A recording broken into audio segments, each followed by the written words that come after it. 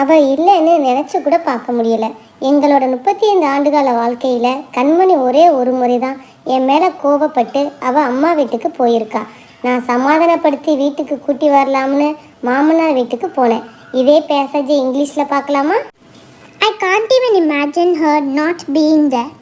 In our 35 years of life, Kanmani has only once gone to her mother's house because she got angry at me. I went to my father-in-law's house to convince her and bring her home. வெளியில் எத்தனை பிரச்சனைகள் இருந்தாலும் வீட்டுக்கு வந்து கண்மணியோட முகத்தை பார்த்தா போதும், பிரச்சனைகள் அத்தனையும் பறந்து ஓடிவிடும். அவள் முகத்தை பார்த்துக்கிட்டாவது இருக்கிற கொஞ்ச காலத்தை கழிச்சிரும்னு தான் இந்த சிலையை வச்சிருக்கேன். நெகிழ்ச்சியாக பேசுகிறார் Suresh. No matter how many problems there are outside, when I come home and see Kanmani's face, all the problems will fly away. I have made this statue so that we can spend some time looking at her face, Suresh says with emotion. இப்போது எனக்கு வயது 70. என்னோட அத்தை மகள் கண்மணி. சின்ன வயசுலேயே அவள் மேல் காதல் வந்துடுச்சு. அவள் தான் என் மனைவின்னு முடிவுக்கு வந்துட்டேன். பல முறை காதலை சொல்லலாம்னு நினச்சிருந்தேன், ஆனால் சொல்ல முடியாமலே போயிடுச்சு. கல்யாண வயது வந்ததும் அவளுக்கு வீட்டில் மாப்பிள்ளை பார்க்க தொடங்கிட்டாங்க. வேறு வழி இல்லை, காதலை சொல்லிட்டேன். அப்போ தான் அவளுக்கும் என் மேலே விருப்பம் இருந்தது தெரிஞ்சது. I am now 70 years old.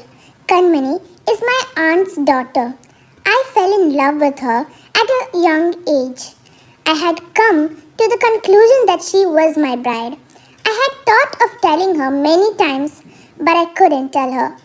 When she reached marriageable age, she started seeing grooms at home. There was no other way, so I told her. That's when I realized that she also had a crush on me. ஆரம்பத்தில் 2 வீட்டிலையும் எதிர்ப்பு இருந்துச்சு. வேறு வழி இல்லாமல் திருமணம் செஞ்சு வைக்க ஒத்துக்கிட்டாங்க. 1960 எங்கள் இருவருக்கும் திருமணம் நடந்துச்சு. எங்களோட வாழ்க்கையின் அர்த்தமாக மொத்தம் 5 பிள்ளைங்க பிறந்தாங்க. அதில் 2 பிள்ளைங்க சின்ன பிள்ளையாக இருக்கும்போதே இறந்து போச்சு. Initially, there was opposition from both the families. They agreed to get married as there was no other option. We got married in 1960. Our life together was blessed with a total of 5 children. Of those, 2 died when they were young. தினமும் சுரேஷ் மனைவியின் முகத்தில் தான் விழிக்கிறார். மாலை சூடி மனைவிக்கு பூஜைகள் செய்கிறார். ஒவ்வொரு நினைவு நாளில் ஆதரவற்றோர்களுக்கு அன்னதானம் வழங்குகிறார். ஒவ்வொரு வருடமும் வரும் காதலர் தினம் அவருக்கு ரொம்பவே ஸ்பெஷல். தன் காதல் மனைவிக்கு பிடித்தவற்றை எல்லாம் தேடி தேடி வாங்கி வந்து அவள் சிலை முன்பு அடுக்குகிறார். அவள் தன் அருகே இருப்பது போலவே உணர்கிறார். மற்றவருக்கு அது வெறும் சிலை. அவர் தன் காதல் அங்கே உயிர் பெற்று அமர்ந்திருப்பதாக நினைக்கிறார்.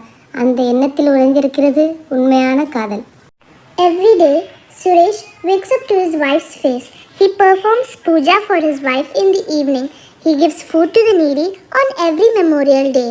Valentine's Day is very special for him every year. He searches for and buys everything his beloved wife likes and places it in front of her statue. He feels as if she is near him. To others, it's just a statue. He thinks that his love is sitting there alive. True love is embedded in that thought.